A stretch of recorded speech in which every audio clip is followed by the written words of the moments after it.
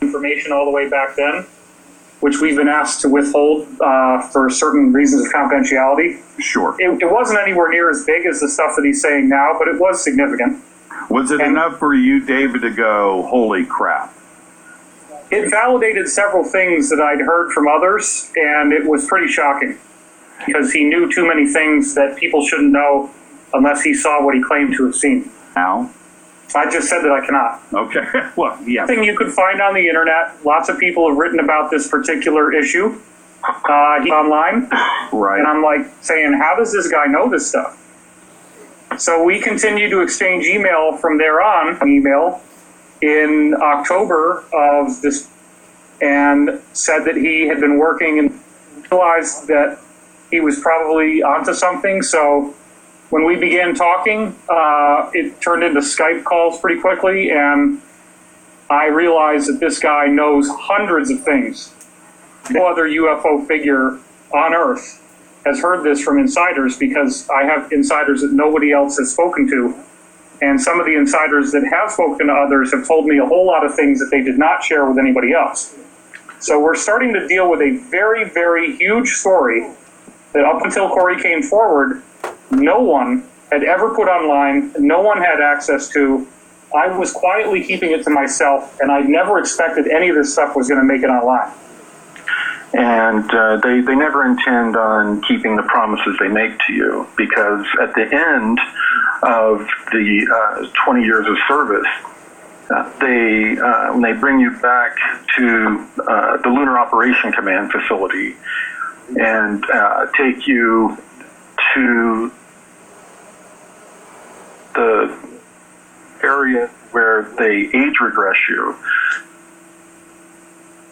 which is a long process. They have to, they mind wipe you. And this is, it's fairly effective in most cases, but 3 to 5% of people, the blank slating, especially the blank slating techniques they were using in the 70s and 80s, 3 to 5% of the people, it didn't work properly. And often they were intuitive empaths. And Corey, let me stop you there, because we're going to start to get ahead of ourselves. So, but what I wanted to do was set the stage for, this is for a lot of people that have never heard your story, is going to be a lot for them to absorb. So in some instances, we need to, try to break this down and so let's back up. Okay, so 20 years, 1976, 1986, 87, you were in the MyLab program. Now we understand how that happened. Now let's go ahead. What is the MyLab program? Well, I've learned that a lot of people have a lot of preconceived ideas that MyLab equals Super Soldier program, which is one of the programs that falls under the MyLab umbrella in programs. There are hundreds of different programs. MyLab is a term that was coined, I believe, back in the 90s, and it's just short for military abduction. And the military abductions can be for any number of things. People that have been abducted by extraterrestrials, they can be what they call MyLab. The military abducts them to find out why ETs are interested in them.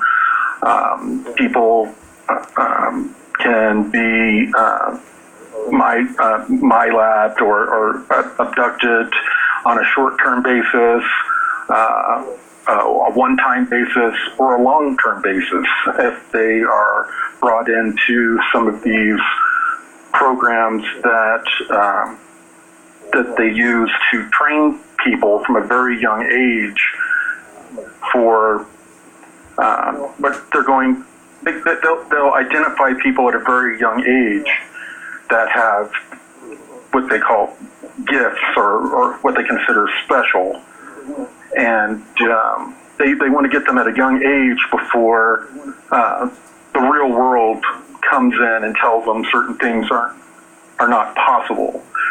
And I see.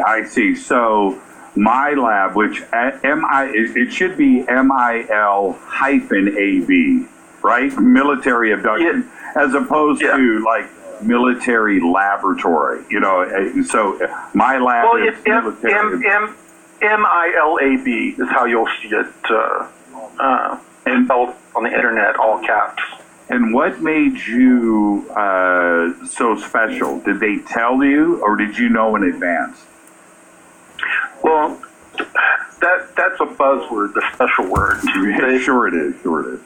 You know, they use that word to try to pump up your ego, even at a very young age, to tell you, you're special. You have a preordained mission in this life, and we're helping you to make the best of that. And there's a whole lot of propaganda that they use to try to get you to usually do their bidding, but I was having weird experiences early on, but at the age of 6, I had been identified through testing in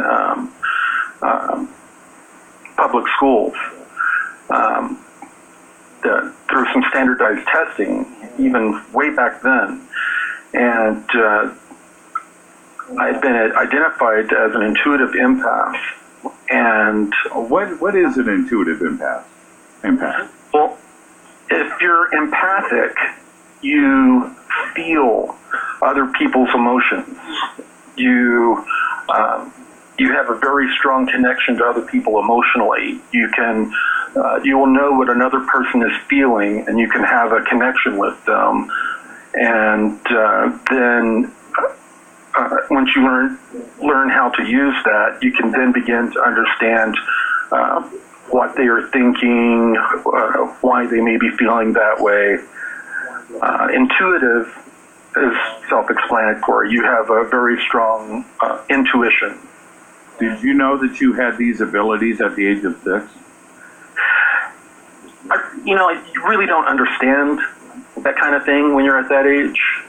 That's at the age to where you take that kind of thing for granted. That's before your parents beat that kind of thing out of you. That's not possible. That's not scientific. That's before the world gets a hold of you and takes all of your